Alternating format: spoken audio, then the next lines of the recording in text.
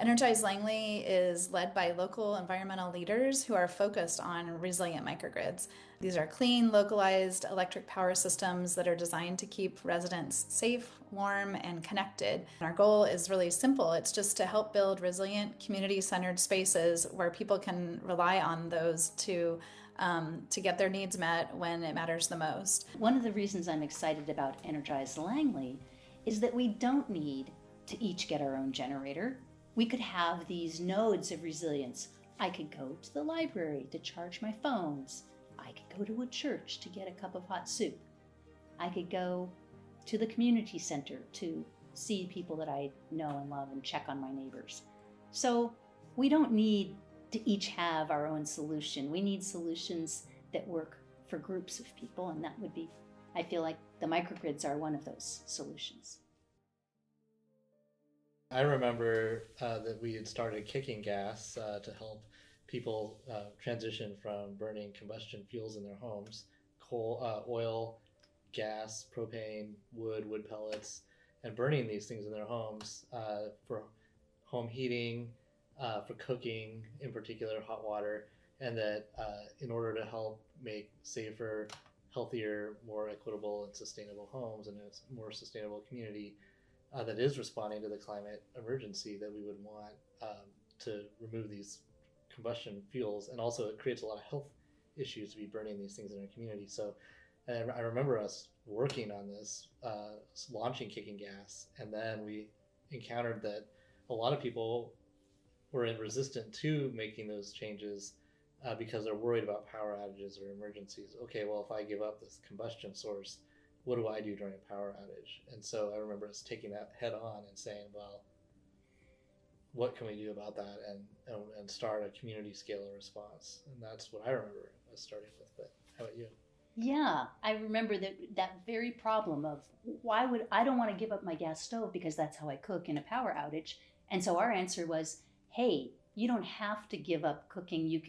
We can create these nodes of power where you can come and get a hot meal, and you don't need a generator that's noisy and dirty and burns fossil fuels, and it's going to be impossible to refill it anyway in an emergency. The reason that we really wanted to build resiliency here in Langley is just because we do experience a lot of power outages due to storms. We're right here at the Salish Sea where there's a lot of winds, and we often have frequent power outages. And so when that happens, we're at the very end of the power grid, and a lot of times it can take days for us to get our power back. And so by having these resilient microgrids, we can really stabilize the power during regular times. But then when there's an outage, we can use those systems with the battery backups to really power up different resilience hubs in the city. So that really makes us a more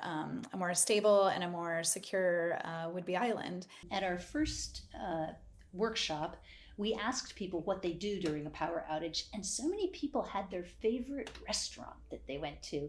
And it made me feel like, man, we have these wonderful places where people gather, and we just need to make sure that they can stay open in a power outage. So we had people saying, I want to go to the Brayburn or the coffee shop in Freeland, or wait till they open Jupiter Coffee here in Langley.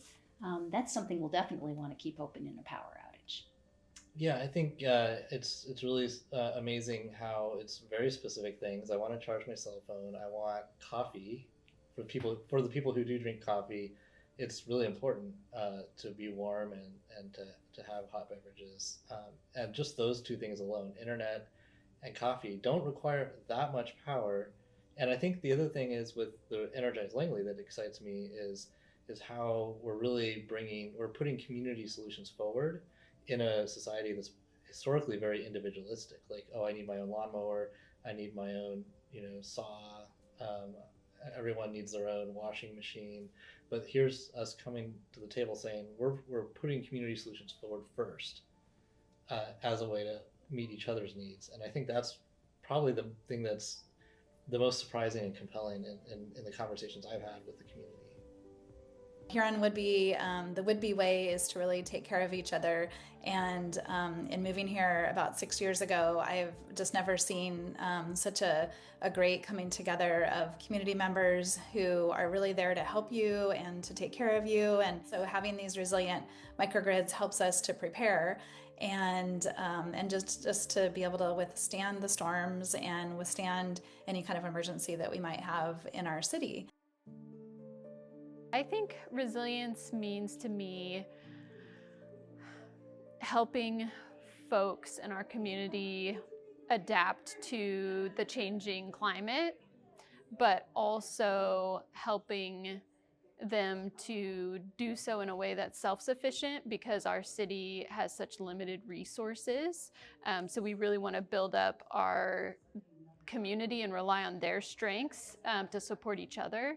And then also doing so in a way that still supports our climate goals in terms of being green or sustainable. The Langley microgrid feasibility study is essential to the city's emergency preparedness because it evaluates how we can maintain reliable and locally controlled power during major disruptions.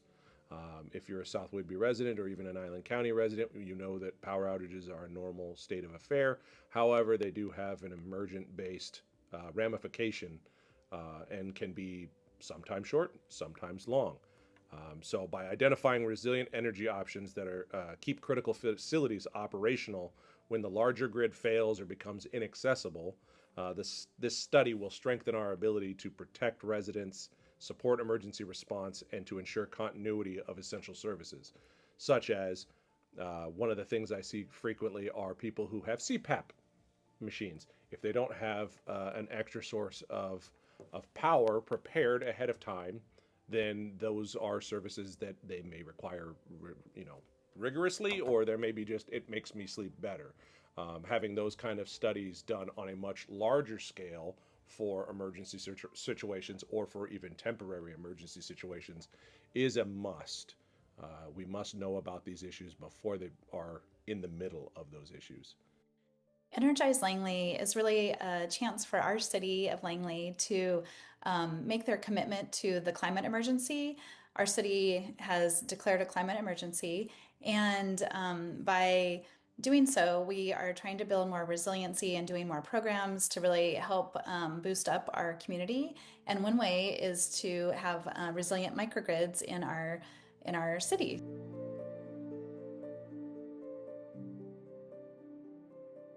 So we all worked with different sites here in Langley, and we chose 3 sites that we will be doing plans for a solar system plus battery backup.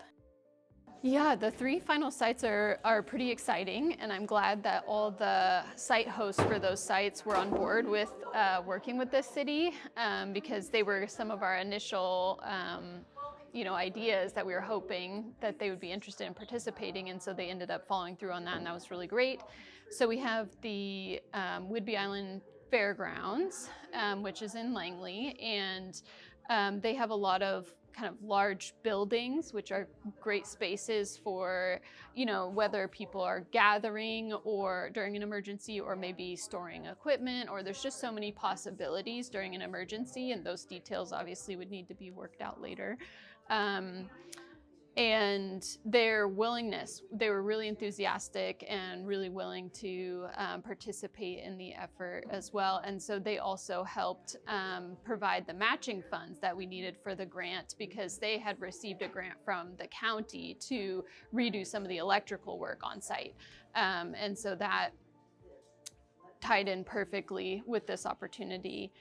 And then we also have the community center, which is right next door to the fairgrounds, and they serve a great function in Langley in terms of all the community resources that are located within that building already, and people already know to go there for certain resources, so that recognition is really important. And then finally we have St. Hubert's Catholic Church, which is a newer building, has a great meeting spaces, has great kitchen. People are also familiar with the site and know to come here for resources, and so between those 3 sites, we're pretty excited. Yeah. I'm Elizabeth Gus. Well, I'm a parishioner here at St. Hubert Church, and my husband and I have been parishioners here for 21 years, since about the time that we moved to the island. And over the years, we've had lots of different roles. I, for a while, was working as the administrator here, and I now head 2 ministries.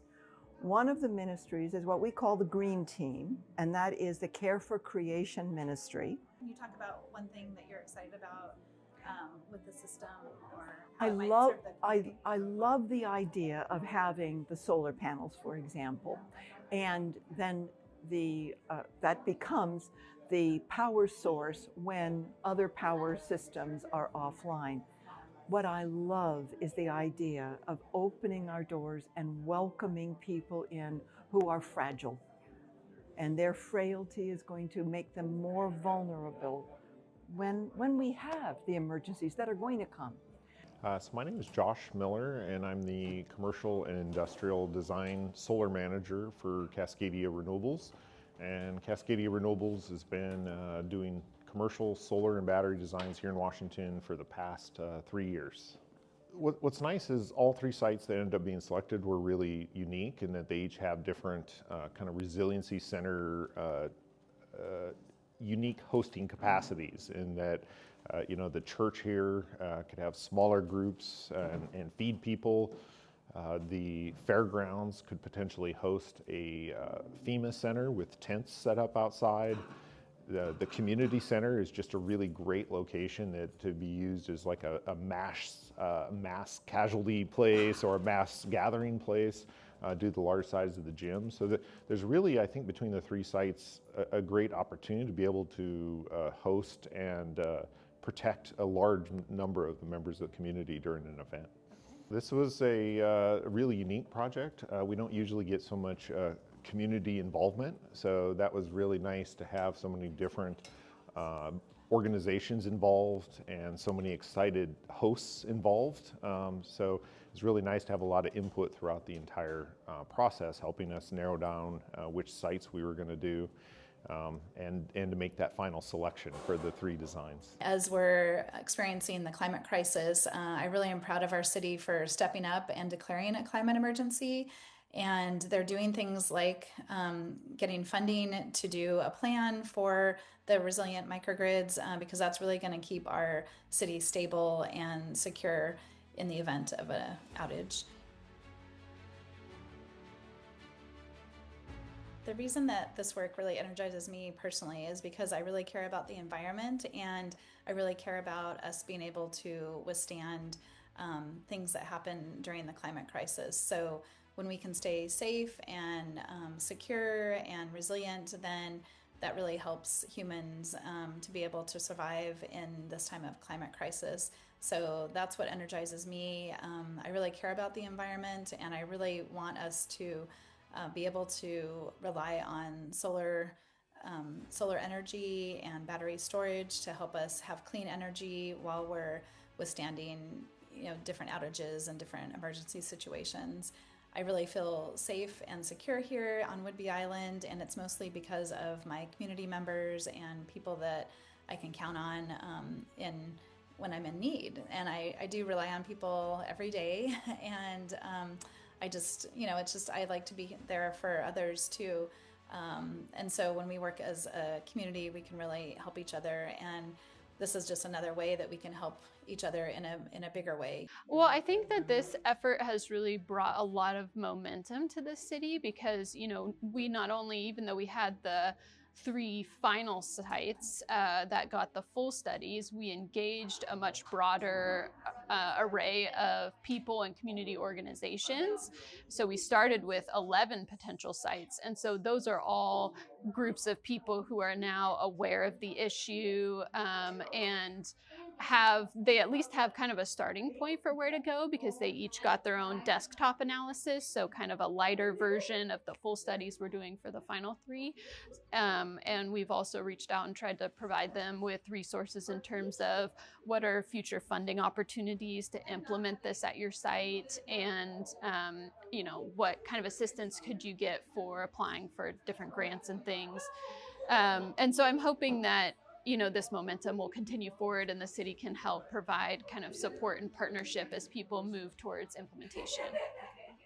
I mean, I think the ultimate vision is all these different microgrids in the city, whether that's a church that has their own microgrid, the community center, the fairgrounds, but also neighborhood groups could get together and try and form, microgrids for their neighbors, and maybe have a place where they go together to gather in emergencies.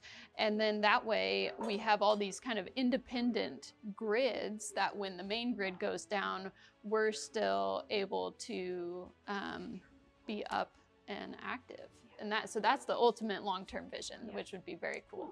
The way that we really want people to stay involved is to just keep your eye on the city's website, the Resilient Microgrids page, and there you'll find all the information about how we're moving forward in this process of the microgrids. We've already got 3 plans for these 3 different sites, which include St. Hubert Church, the Whidbey Fairgrounds, and then also the South Whidbey Community Center. And those will be the ones that we have full plans for that could be funded through the Department of Commerce. And if so, then we'll be able to actually build the systems that we have planned. So that would be great. But until then, we also have some work to do. And so we want people to stay engaged by visiting the website, and then also supporting different sites that could use some help. So the South Whidbey School District is fundraising to try to get their buildings to be able to have like pre-system needs met. So that's one way that people can stay engaged and just support any fundraising that goes on with the school district. We're really trying to get the community center up and running so that we can sustain the solar panels and the battery storage. So that's one way that people can help out.